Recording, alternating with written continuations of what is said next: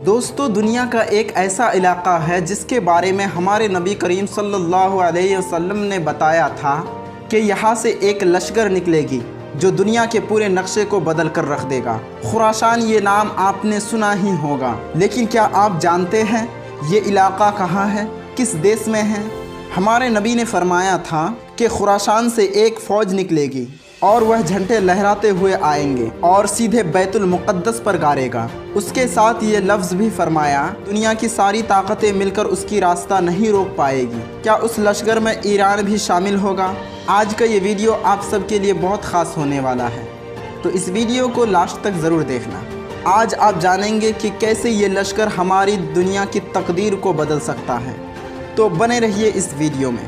دوستو، خراسان یہ کوئی معمولی زمین کا ٹکڑا نہیں ہے، یہ اس زمین کا نام ہے جو اسلامی تاریخ میں موجود ہے، جہاد، علم اور روحانی قیادت کی پہچان ہے۔ اصل میں خراسان ایک فارسی لفظ ہے۔ یہ علاقہ مشرق کی جانب تھا اور یہ اسلامی فتوحات کا دروازہ بنا۔ اگر آج کی فتوحات تلاش کرے تو پرانا فتوحات ایران کی مشرقی حصہ سے افغانستان کا بڑا حصہ، ازبکستان اور یہاں تک کہ ترکستان تک پھیلا ہوا تھا۔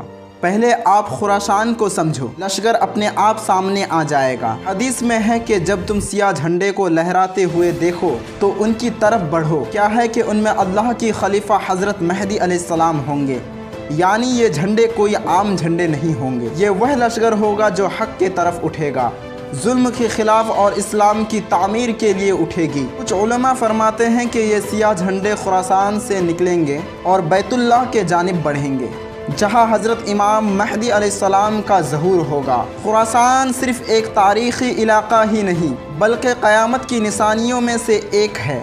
یہ دنیا ایک اندھیرے طور سے گزر رہی ہوگی، جہاں ظلم، فساد اور جنگ، گمراہی اپنی آخری حدوں کو چھو چکی ہوگی۔ مسجدیں ہوگی مگر نماز میں دل نہیں، قرآن ہوگا مگر اس پر عمل نہیں، اور اس وقت جب امت مایوس ہوگی اللہ اپنے ولی کو اجاگر فرمائے گا۔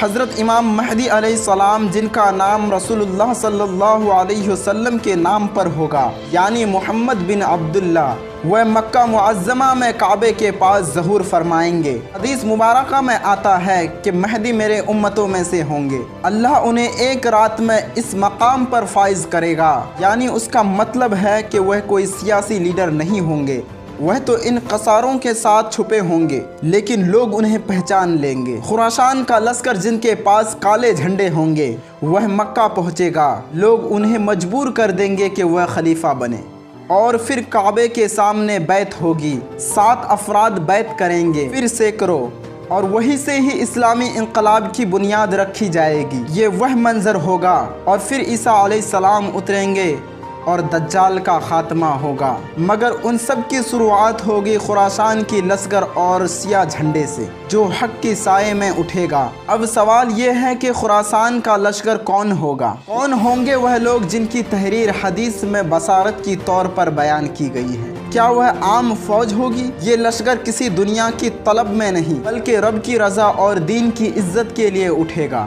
ان کی کچھ خاص پہچانیں حدیثوں اور علماء کی تذکروں میں واضح ہوتی ہے۔ حدیث میں صاف صاف لفظ ہے کہ سیاہ جھنڈے خراسان سے نکلیں گے۔ تاریخ بتاتا ہے کہ آج کے زمانے میں خراسان، ایران کا مشرقی علاقہ، تاجکستان اور سینٹرل ایشیا کے کچھ حصہ آتے ہیں۔ رسول اللہ صلی اللہ علیہ وسلم فرماتے ہیں کہ جب سیاہ جھنڈے خراسان سے نکلے تو ان کی طرف بڑھو۔ یہ جھنڈے کسی حکومت کا نہیں بلکہ حق کی نشانی ہوگا۔ یہ وہ لوگ ہوں گے جو علم اور جہاد دونوں سے لیس ہوں گے۔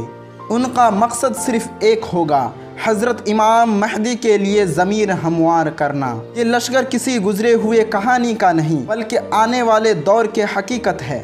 اس لشکر میں ہم نہ ہوں گے مگر ہماری اولادیں ہوگی۔